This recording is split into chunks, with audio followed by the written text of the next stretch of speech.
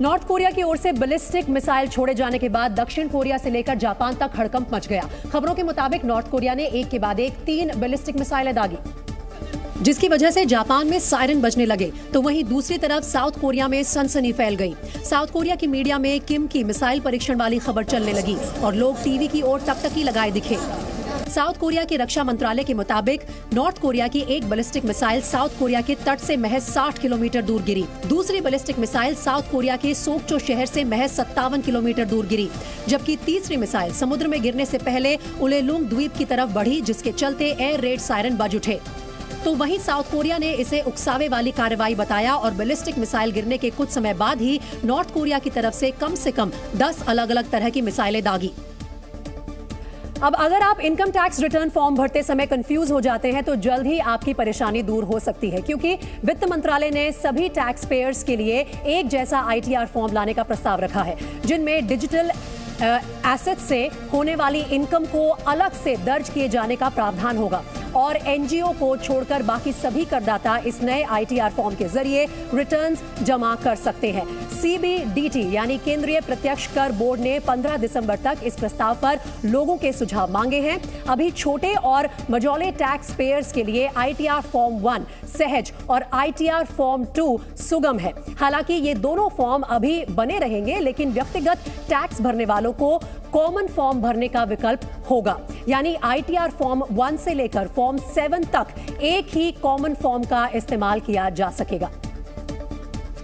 इमरान खान का हकीकी आजादी मार्च 5वें दिन गुजरांवाला पहुंचा, जहां उन्होंने एक बार फिर मौजूदा सरकार पर जमकर हमला बोला।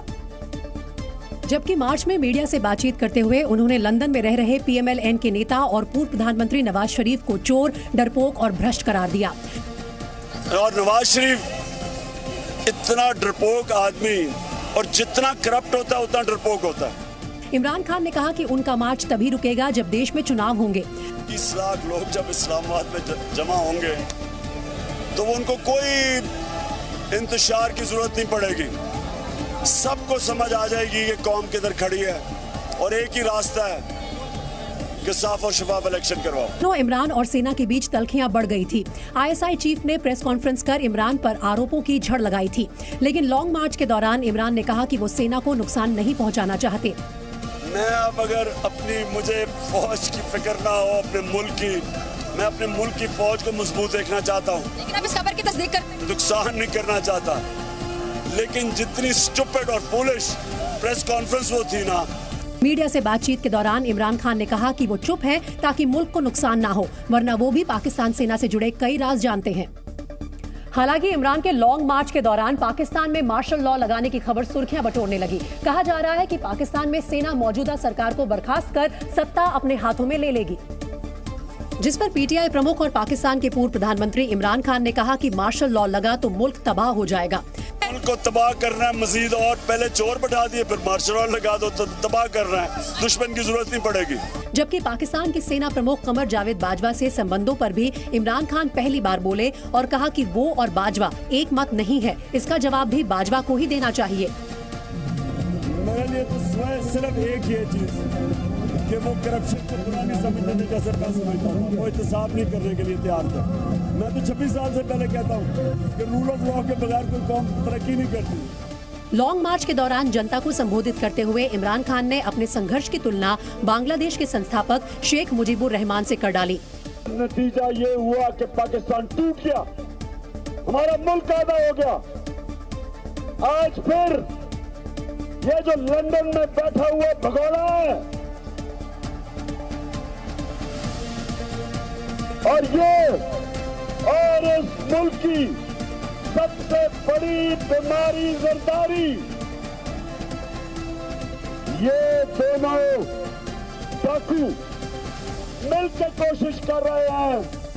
इमरान ने याद दिलाया कि जब एक राजनीतिक पार्टी को कानूनी तौर पर राजनीतिक जनादेश मिलने के बाद भी शासन नहीं करने दिया गया तो पूर्वी पाकिस्तान अलग हुआ और बांग्लादेश बन गया। उधर पाकिस्तान के पूर्व प्रधानमंत्री नवाज शरीफ ने अपने छोटे भाई और मौजूदा प्रधानमंत्री शहबाज शरीफ को निर्देश दिया है कि वो इमरान खान से किसी भी तरह की बातचीत में शामिल ना हो। क्योंकि कयास लगाए जा रहे थे कि लॉन्ग मार्च के साथ साथ बैकडोर से इमरान खान के प्रतिनिधि और शहबाज सरकार की गुप्त बातचीत भी चल रही है।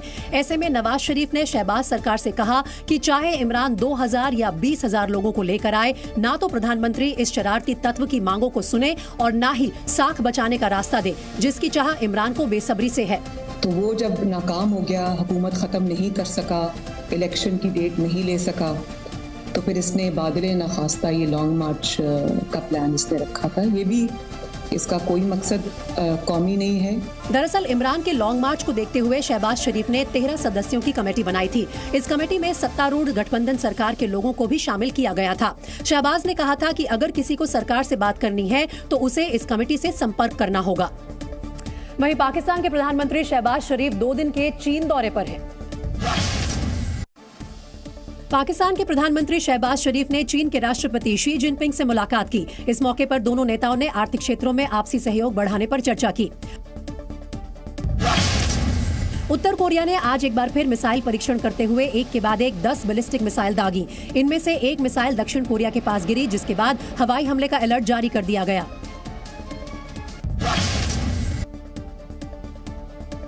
अमेरिका और दक्षिण कोरिया ने अपने संयुक्त सैन्य अभ्यास का एक नया वीडियो जारी किया है। दोनों देशों के इस अभ्यास में F-35 लड़ाकू विमान समेत 240 लड़ाकू विमान शामिल हैं।